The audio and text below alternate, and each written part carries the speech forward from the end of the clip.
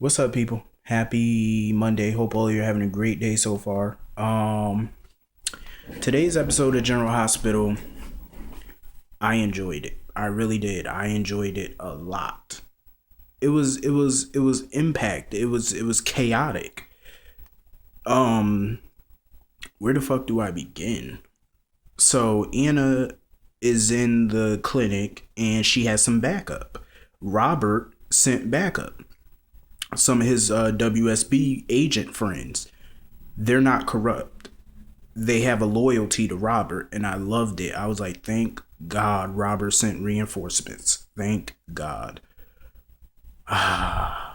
Finally, some backup. So they go searching around the clinic. Stavros took Lulu so he can implant her with the fertilized eggs. He got her knocked out because he put some type of tranquilizer inside of the stuff that the nurse injected her with, that the doctor injected her with, and he knocked her and it knocked her unconscious. So Dante's in the room trying to get out. Anna almost walked into Jason's room, Jason Morgan. She almost walked into his room. She kept squeezing on the handle, but you can't get into the rooms in that clinic without a key card. So before she could even try to get in there, she heard Dante yelling. So she went into Dante's room. He was in there all chained up. So she shot the chain and it got him because she didn't have the key to uncuff him. So she shot the chain. So he's running around looking for Lulu. Maxie is in Peter Harrell Sr.'s room being held captive by the two sons. I mean, not by the two sons, by Peter Harrell Jr. and Peter Harrell Sr., because Peter Harrell Sr. wants to kill Maxie himself. So Nathan is in Victor Cassadine's office with Obrecht, and Victor told Nathan that he's his father. Nathan didn't give a fuck. It didn't even faze him what Victor said about him being his father. That didn't even faze Nathan. And I was laughing. I was like, wow, you just found out this guy's your father and you could give two shits. All he wanted to know was, where was Maxie? And Victor genuinely didn't know where Maxie was, but he had a clue that she could be with Levi. So Nathan leaves. And Victor got the test results. The lady came in with the test results, and Victor opened them up and he looked at them and he called Obrecht a lying bitch because the DNA didn't match. So there's no way Nathan is his father. I was like, what? All the fans thought, I know the majority of us fans thought that boy was a Cassadine. I said, what? If he ain't the fucking father, who is the father? Because now I'm really curious. Who's the father? If Victor ain't the father, who the fuck is it? Because now I'm curious. I'm really curious. I could have sworn Victor was that kid's father. I could have sworn he was Nathan's father. Come to find out, he's not. I was like, damn, Aubrey, who the fuck was you opening your legs up for all them years ago?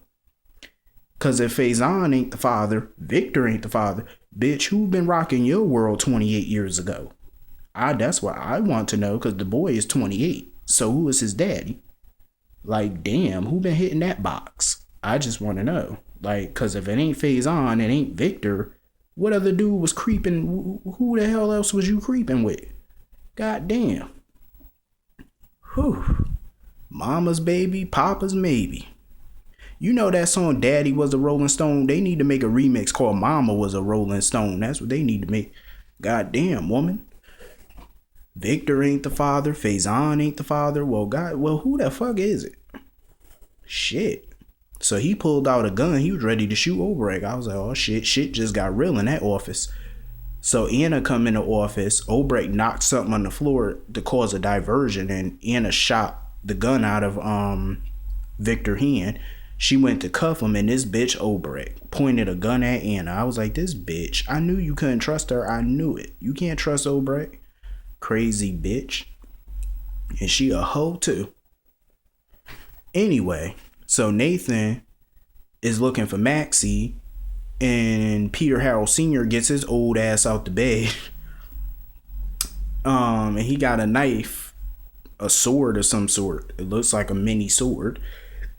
pointed at Maxie, getting ready to stab her when out of nowhere Nathan shoots him in the back, killing him.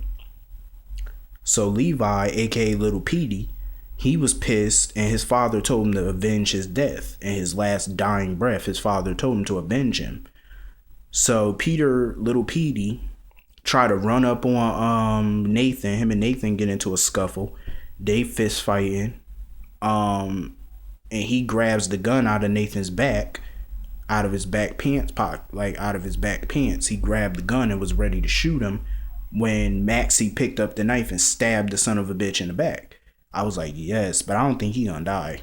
Trust me, Levi, the type of character, he's a villain that ain't gonna die. So she stabbed him in the back. Her and Nathan kiss. Thank God this is almost over. Not talking about the kiss, but this whole chaos. I like it though. I'm loving this storyline, this whole chaos in the clinic. So Dante run into a doctor or whoever the hell he is.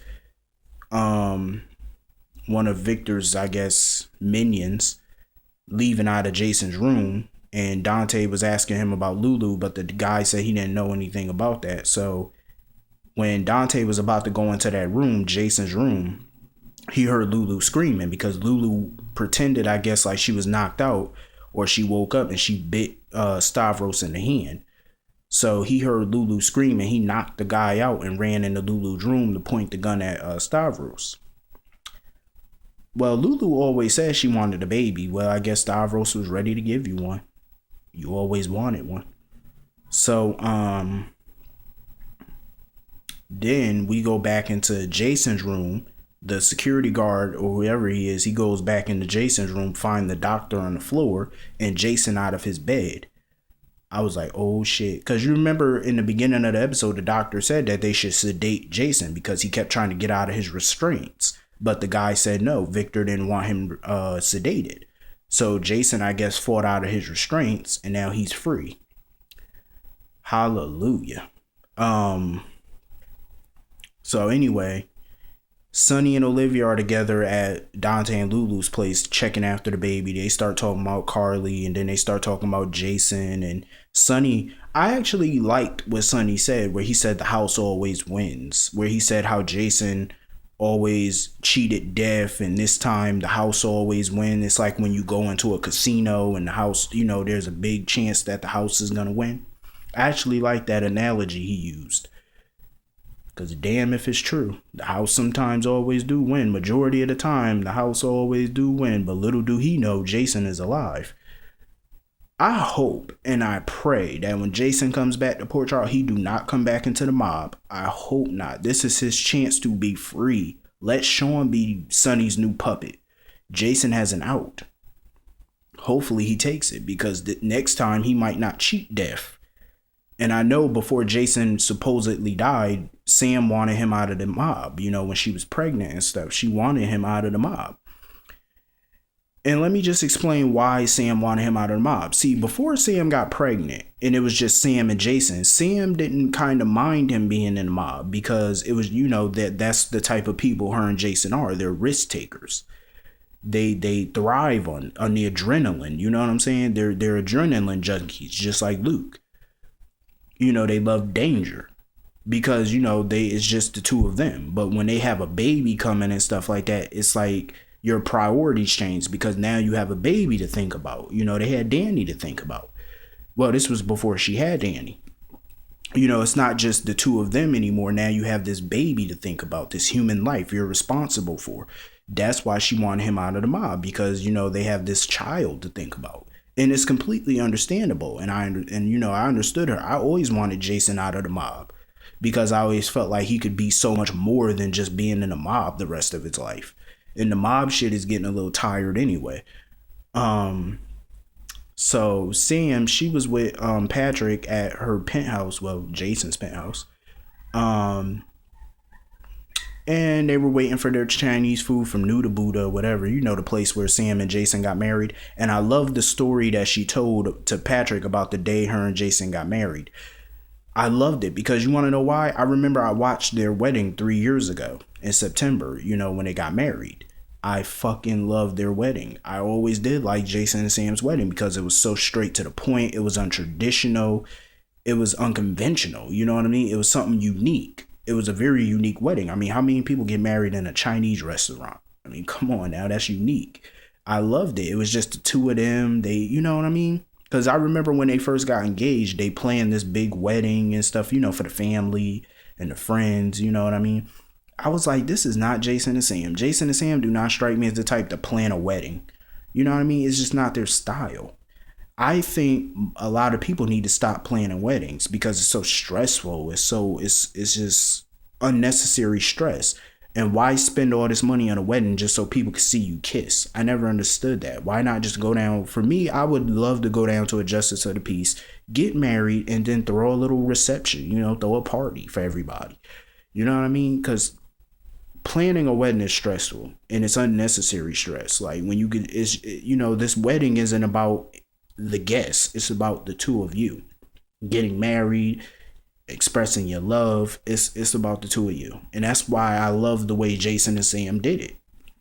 It's always one of the best soap weddings I've ever seen, and you know what I mean, it's one of the best. So yeah, it was a pretty eventful episode. I hope I'm not forgetting to talk about something. I think I covered everything. So yeah, I can't wait for tomorrow. I hope all of you have a great day. Check out my Days of Our Lives review. See you all tomorrow. Have a great day.